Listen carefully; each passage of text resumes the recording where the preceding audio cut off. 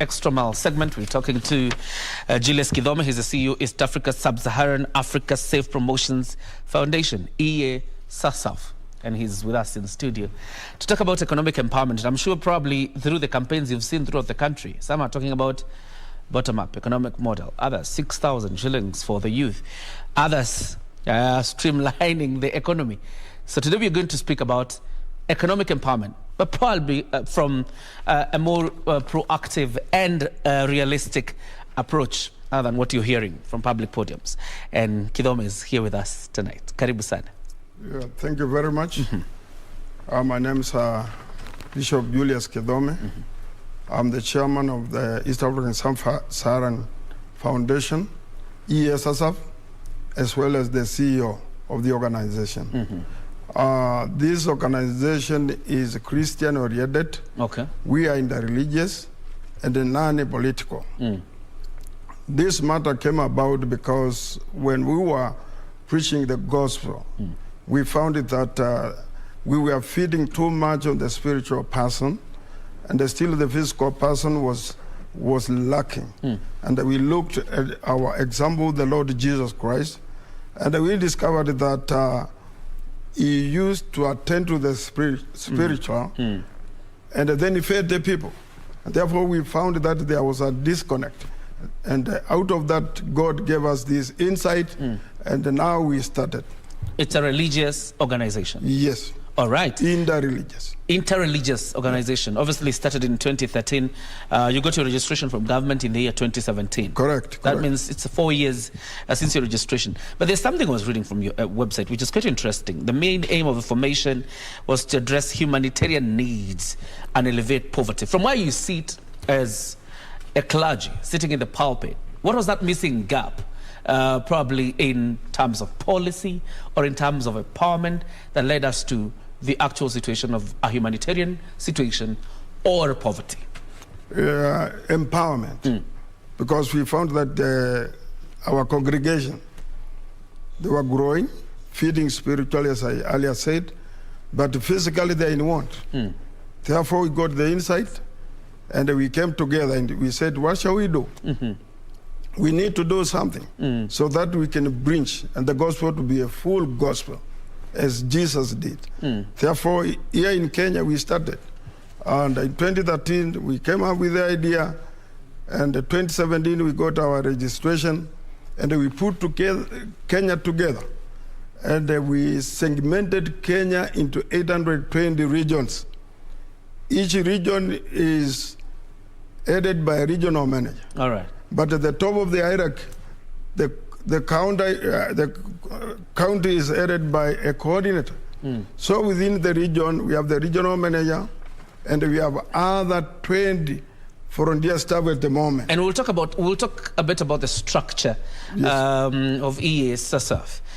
Let's talk about that empowerment. When you talk about empowerment in what form? And by the time you're doing that, of course, there are pictures running there of some of the things you're doing. But let's talk about empowerment.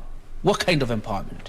Economical empowerment and the social empowerment. In what sense? Economically, initiating programs and projects which can generate income for the people so that they can come out of poverty and start income generating projects.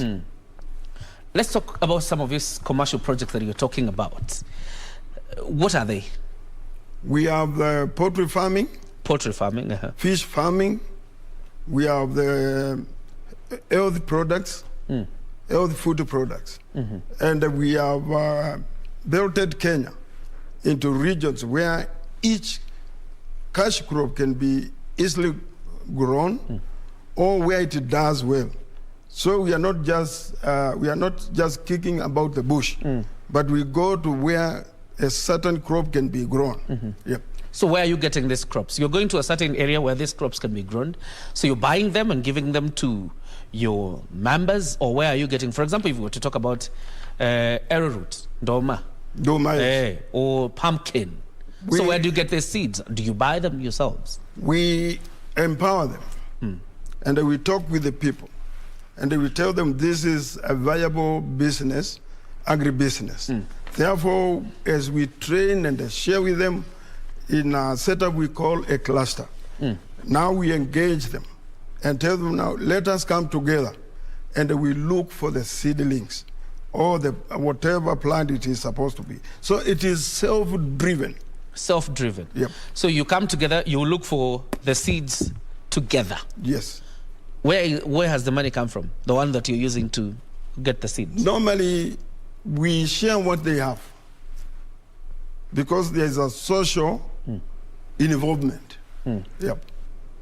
But for like pumpkins, we get some seeds from other areas and then we can sell to the farmers over there at a reasonable price. All right. Yep. I'm struggling to understand. Let's start from this process. How do you register members? So that we go on up until the point where you get seeds and now get into commercial. Yes. So let's start from the initial process. For example, I want to be a member and my camera person wants to be a member. How do you cluster us? As I earlier mentioned, we have segmented Kenya into 820 regions. 820 regions? Yeah. In the regions, we propagate what we want to do to elevate poverty. Therefore, we ask the people, are you interested to join us in the war of fighting poverty? Okay. And then they say yes.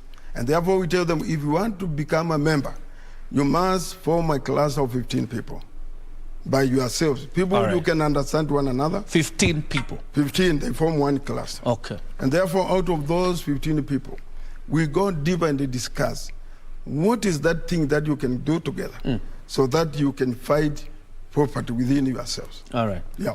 So, for example, we are 15 of us in studio. Of course, we are not 15, but let's assume we are 15 in studio. Inside Nairobi, I don't know whether you cluster that as what region, but we are in Nairobi. What would you recommend for us, and how does that process now begin? Nairobi is a county. Is a county. We have also segmented it into a number of regions. And a region is within that place where people live. So there is no cross-creasing. We put people together where they are. Okay. And then we propagate and sensitize and show them the need. And we talk about poverty openly so that they can hear and then they come up if they are interested. If they're interested. Yes. Let's, for example, say we are interested in poultry farming. The 15 of us in that cluster, in that region, we have decided we're going to do poultry farming. So what does EA-SASAF do? EA-SASAF, in the poultry farming, it is not going to be done in every county. We have made a belt for the poultry farming where it is favorable. Therefore, what we'll ask the people, we look for the birds, we do the farm, and then we also look for the market, if the people are interested. And then in the class of 15 people, they member themselves to become our members. Okay. Because you don't deal with every Dick and John. You have to get people who are committed. Okay. Are you across all the 47 counties? Of course, that's why I'm talking about 820.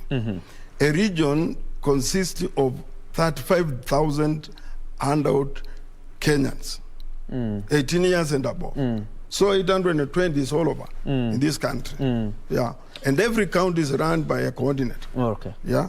Below the coordinator are the regions.